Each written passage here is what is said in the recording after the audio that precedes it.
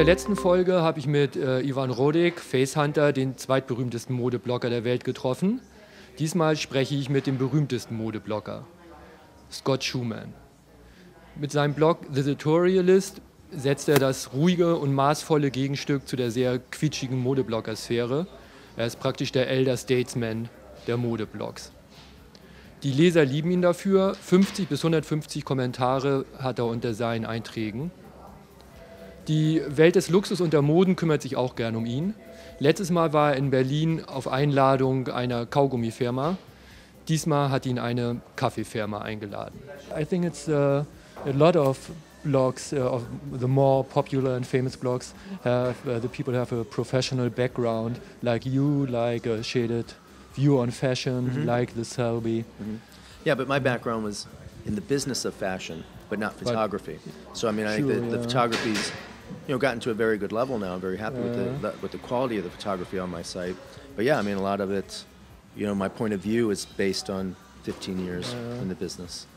But it's not about advertisement only. So you're working with companies as the Sartorialist, like Nestle now, and this chewing gum company last time. And you don't think that this affects your integrity? How would that affect the integrity? How would as a journalist, a strict journalist like Susie Menkes wouldn't be allowed. I mean, hey, they haven't given me anything. They paid me like a photographer to shoot something for them.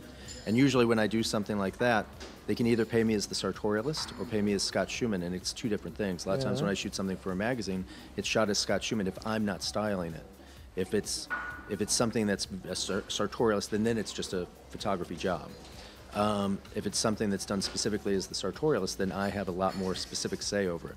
With Nespresso, they asked me just like a regular photographer, we want you to shoot something for us. Which doesn't really help or hurt the blog. I mean, it helps the blog because the money I make from that gives me a chance to go out and travel. But where Nespresso or a lot of these other companies, Burberry, something like that, is very smart. A, they know it's not going to show up on the blog, or if it does, it's very, very clear, that this is a commissioned project that I've done for so-and-so. So they've paid for me to come here to Berlin, and now I have a chance to meet the readers. I get a chance to shoot here with no input, with nothing from them. It's the honesty of just someone that's interested in the world and wants to go out and shoot. And I don't even always take pictures of people in their clothes. Sometimes it's a portrait of someone. Sometimes it could be about the hotel or something. I think it's kind of a lifestyle blog. It's a little bit different. Okay, yeah. And up to now, I think your personal taste in fashion and the general fashion development headed in the same direction. But now this trend faces a backlash, I think. So it's so overpopularized, people get tired of it. And if this trend will change, will you cover that on your blog or will you stick to your personal taste?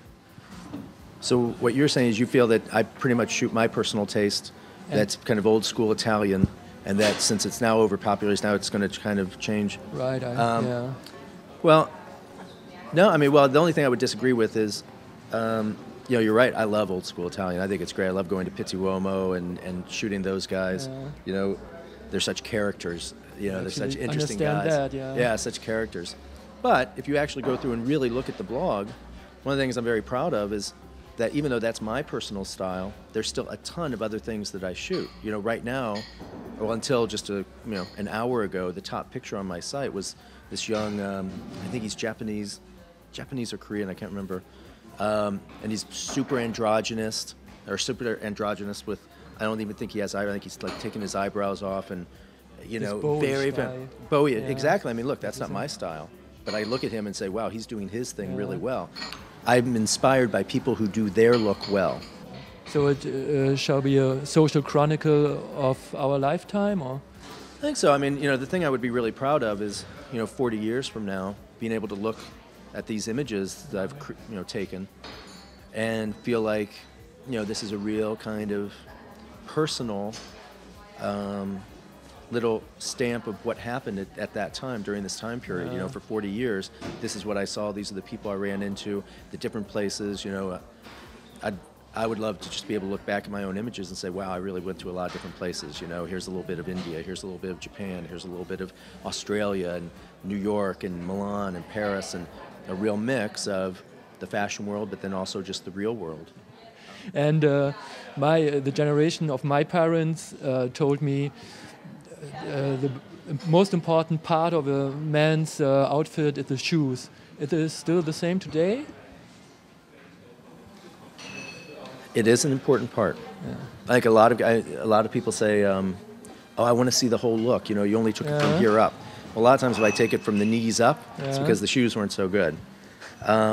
And I do think guys and girls really does fall apart at the shoes.